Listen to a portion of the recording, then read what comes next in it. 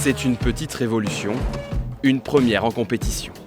Le geste est le même, l'aspect du carburant également, et pourtant ici aux 12 heures de Sebring, on ne roule pas à l'essence, mais à l'Excellium Racing 100, un carburant conçu à base de raisin qui sera désormais utilisé pour toutes les courses de l'ACO, dont les 24 heures du Mans.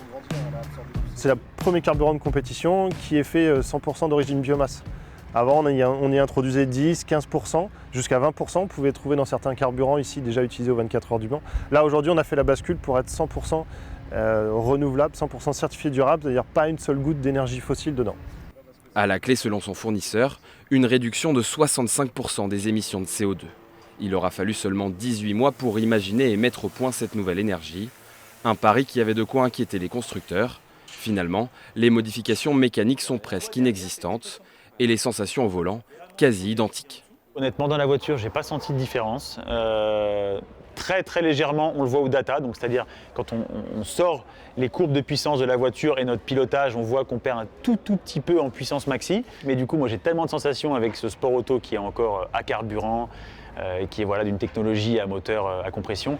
Pour nous, ce qui est important, c'est vraiment que le sport auto perdure dans le temps. Pour perdurer, les 24 heures ont toujours su se réinventer. Freins à disque, pneus ou encore phares à LED, depuis près de 100 ans, la course est un laboratoire pour les équipements du futur.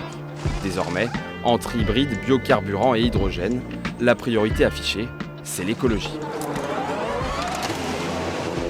L'essence des 24 heures du Mans, c'est de développer la mobilité de demain. Or, la mobilité de demain, elle doit être décarbonée, c'est obligatoire. Et donc maintenant, c'est notre objectif. Un objectif qui ne devra pas se cantonner qu'au circuit, car à elle seule, la course ne représente qu'1,5% du bilan carbone de l'événement.